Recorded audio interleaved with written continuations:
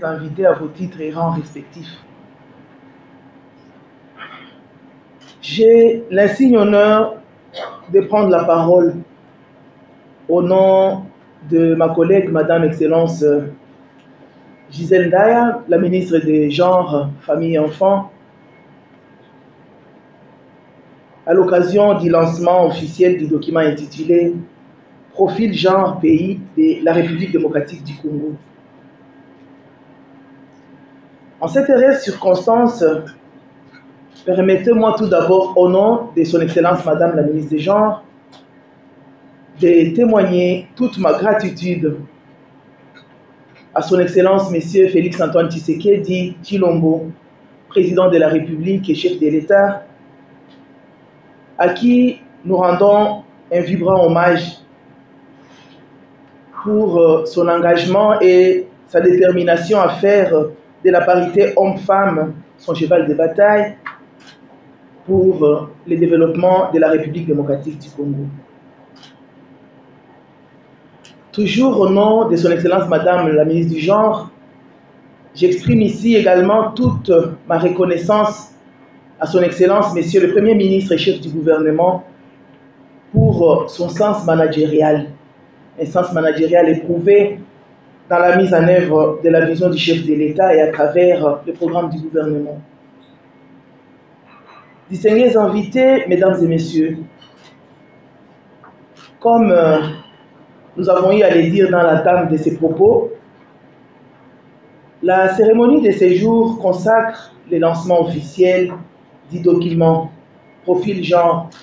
pays de la République démocratique du Congo.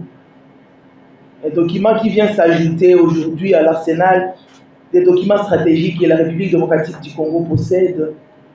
dans la mise en œuvre politique, cette mise en œuvre d'une politique sensible au genre. C'est dans ce contexte que le profil genre RDC est destiné à éclairer les stratégies de coopération au développement afin d'intensifier leur impact sur l'égalité des sexes, l'autonomisation des femmes et la réduction de la pauvreté. En effet, l'égalité des sexes et l'autonomisation des femmes sont au cœur de la vision de l'agenda 2030. Cet agenda qui vise à réaliser une croissance inclusive et durable à travers le monde. Car désormais, il est largement admis, sur base des données solides, que la pleine participation de femmes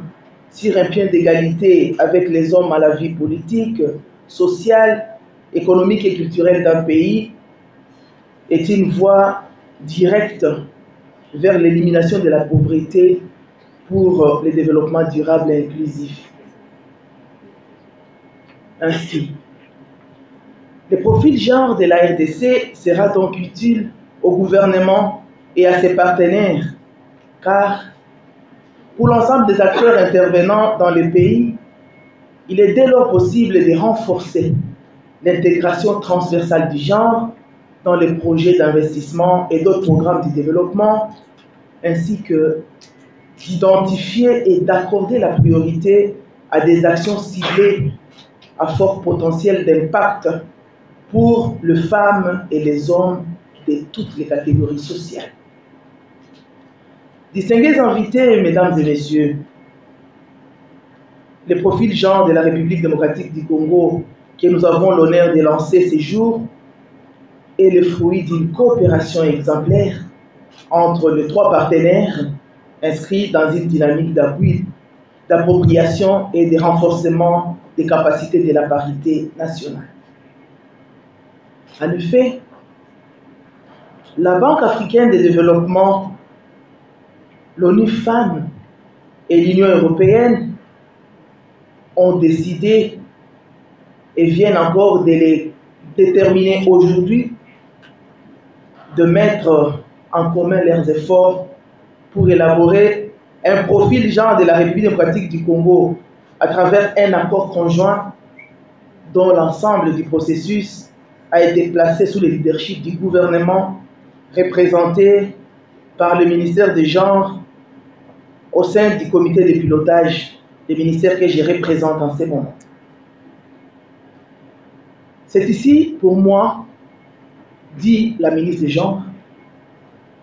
l'occasion de remercier la Banque africaine de développement, l'ONU Femmes et l'Union européenne,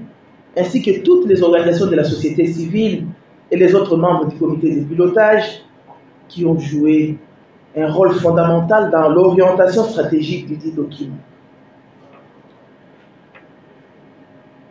Les remerciements de Madame la ministre du Genre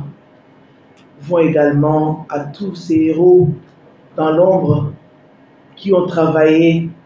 pour que ces documents voient le jour. Je le dis et je vous remercie.